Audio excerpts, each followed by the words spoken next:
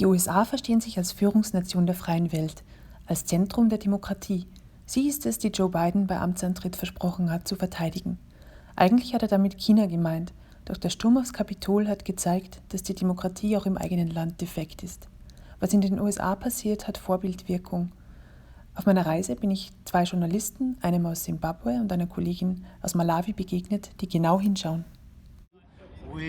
I'd never think that Americans would storm the Capitol Hill and claim that elections were stolen. What impact does it have on the world, and especially in your country, Zimbabwe, if the leader of the world, as America is seen, is struggling so hard?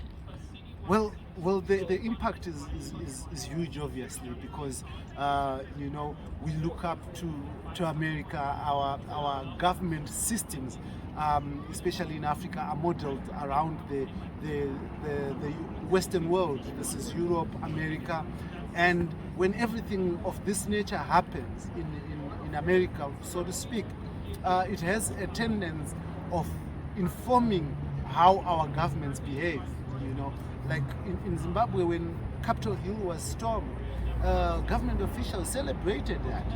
When journalists were arrested in America, our government celebrated that. It sort of justified their actions against their own citizens in Zimbabwe. And you can't imagine a place where our governments have no censure, so to speak, that they can actually just basically do what they want and nobody calls them out. Our country has a history of a liberation struggle. People had to go to war to fight against British colonial rule. And during that war, lots of atrocities happened. People were beaten up, people were exposed to certain serious violence, and they're afraid of speaking up even as we speak, And it is only when friends of democracy, Americans, the British, and other people actually say, but what you're doing to your own people is wrong.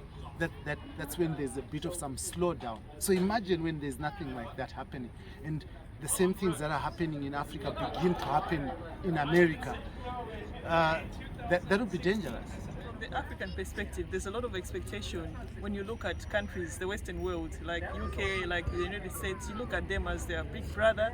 Like America is a beacon of democracy. That's where we borrow most of our leaves from. But then when you find that such kind of reports, they're quite disturbing for somebody like me, because I look up to America as somebody. They've perfected the game.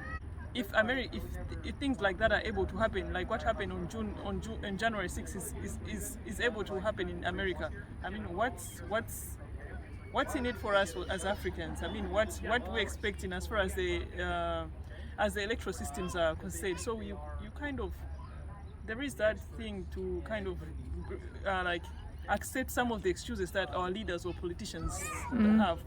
So it gives them justification. Yeah, it kind of gives it some justification in a way, but it's not supposed to be like that, because they are the leaders and we emulate their examples. Because even if you look at the way our systems are modeled mostly on them, even if you look back, when you come to Malawi, you look at the parliamentary system, it's modeled more on the British system, from the dressing to the way the debates are regulated.